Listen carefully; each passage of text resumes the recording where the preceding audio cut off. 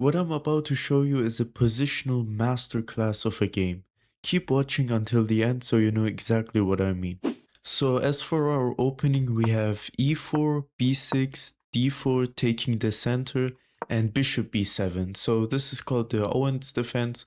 Basically, the entire point is you attack the center from a distance with moves like bishop e7, knight f6, e6, and then you, for example, pin the knight that lands on c3. Later, you go for a pawn break like d5 and c5. So this is a pretty fine opening. I just responded with bishop d3, defending my center, knight f6 here, attacking my pawn once again. I didn't play knight to c3 here on purpose because it blocks my c pawn and I want to have 3 pawns in the center. So what I did here is queen e2, defend the e4 pawn with the queen. That was completely fine. And now knight to c6. So here what I had to play was c3, guarding my d4 pawn and also not allowing knight b4.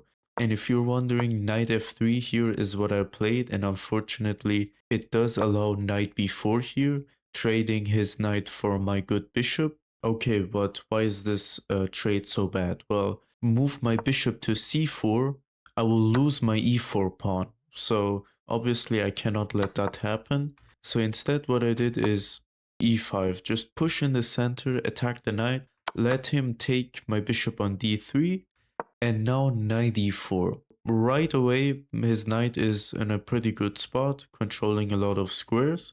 So I responded with knight b to d2, challenging his knight in the middle. I didn't want his knight to be so strong like this. And what my opponent had to play here was either one of these pawn moves. So if you're wondering, f5, why can't you just take en passant? The knight will actually take back the pawn that you took en passant with, and they're just left with a really nice position.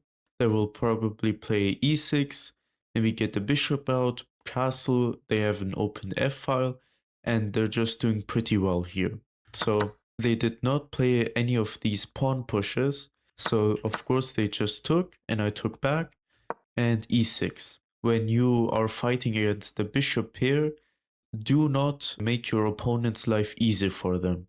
So you don't want a completely open board, because then he's just going to attack you with their two bishops and they just control a bunch of squares. You don't want that. What I did here is play c4. So I'm just taking a lot of central space here, and maybe I want to push d5 in the future, so I just gain huge amounts of space. So they saw that, of course, they were down a lot of central space and they played d5. Striking in the center, pretty fine move.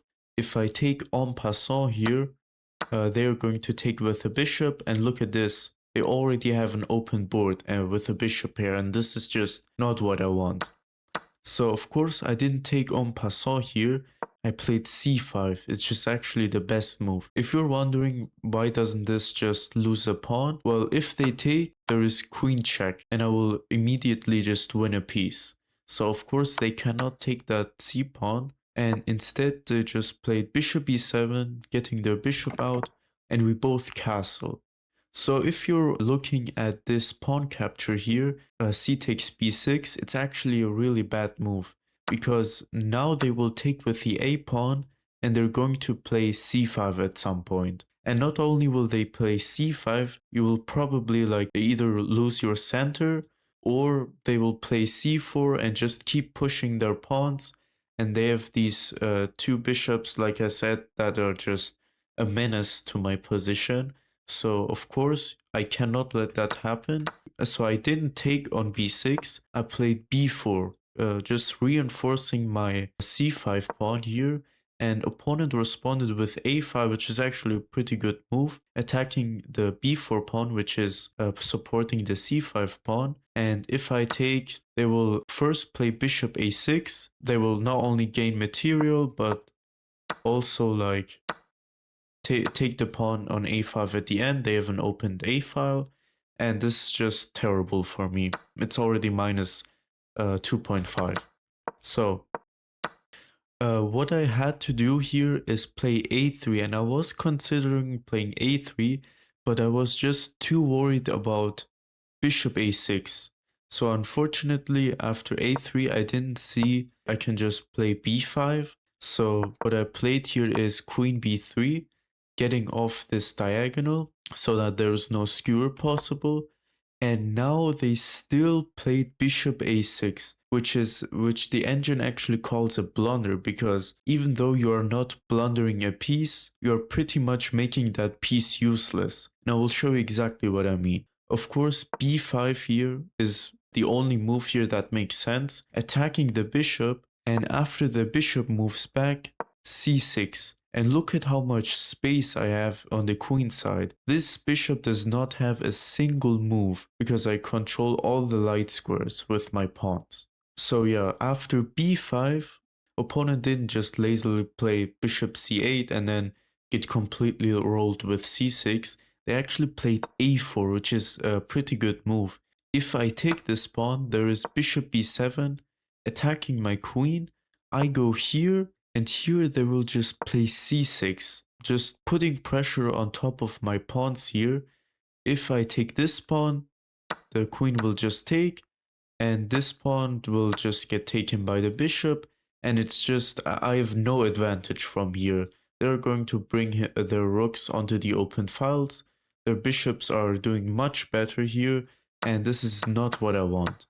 So I did not take that pawn, I just dropped my queen back to b2, keep on protecting the b5 pawn. So now they finally had to move their bishop back, but now just c6, completely taking away all of these squares for their bishop. And as a result of that, they can't even connect their rooks anymore. And the only move here that you can actually play is f6. Exchange some pawns, open up their bishops, because I mean, look at these two sad pieces. They have a bishop here, but they can't even use them, right? So you need to exchange some pawns. But now just a3, and there's no need to take this f6 pawn. Here they decided to take on e5, which is actually inaccurate, since it just allows my knight to be on e5 in the middle, controlling a bunch of squares in the opponent's territory. And bishop d6 here, actually a pretty good move, putting pressure on my knight here.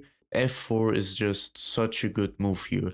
Now this knight is protected by 2 pawns instead of 1. If the opponent takes my knight right now, I will just take with the f pawn, and I still have a bunch of space in the center and on the queen side. And also both of us have an open f file. So obviously didn't take the knight, queen e7 instead. And from here what I calculated is, if I play bishop b4, I will actually have a really nice endgame, because after takes, I take with the queen, they take, I will take, they can't even connect the rooks, because this bishop does not have a single move to move away. My game plan from here is to first of all protect this f4 pawn with something like g3, so that I can move my rook onto the a file, and after I take this a pawn, they will take back, and I have this opened a file all by myself. I will either play a rook a8 or rook a7, either putting pressure on one of these pieces. They have basically no way to get into the game, and they have no possible moves. This is exactly what happened. They pushed a3, which is actually a pretty good move, trying to get the rook on a4 and attack my weak pawn here on b4. What did I do? I stayed patient. I protected this f pawn first, and after something like a2, rook f2. Now I'm already threatening to take this pawn, and they played rook a4, which is basically the only move trying to generate some counterplay by basically taking this b4 pawn. But what did I do? I didn't even allow that. Rook b2, defending this. I'm still putting pressure on top of this a2 pawn. Opponent has no moves. Bishop does not have a single move. Everything is guarded. My knight is a fantastic piece on e5. And what did they play? g5, giving up a pawn. And you know what's crazy? Even though this rook is now opened up, they still do not have a good move with this rook. these two squares are already controlled by me. The f3 square is controlled by my knight, which is such a good piece, defending everything. F4 square is protected by my g3 pawn. So they literally only have the f5 square for the rook, which just does not do anything major. And from here, it's just game over already. The opponent plays something like king g7. I will take the pawn on a2 with my a rook. This rook does not have a single move, so it just has to trade off. I have my rook on this a file all by myself, and let's say the opponent plays something like this. Rook a7. They can't do anything to protect this because f7 square is already controlled by my knight. This was a complete positional suffocation for the opponent. I basically tangled around him like a snake and didn't allow any counterplay, which is actually very different from my other games that I showed you. My other games had a bunch of crazy tactics and brilliant moves in them, but this was quite the opposite. If you're wondering what the opponent played in this position, they actually played rook f3. Unfortunately, blundering a rook, and then they resigned. If you managed to learn something from this video or you found the game very interesting, consider subscribing, it would help me out a lot. Otherwise, that is it for the video. Thanks for watching.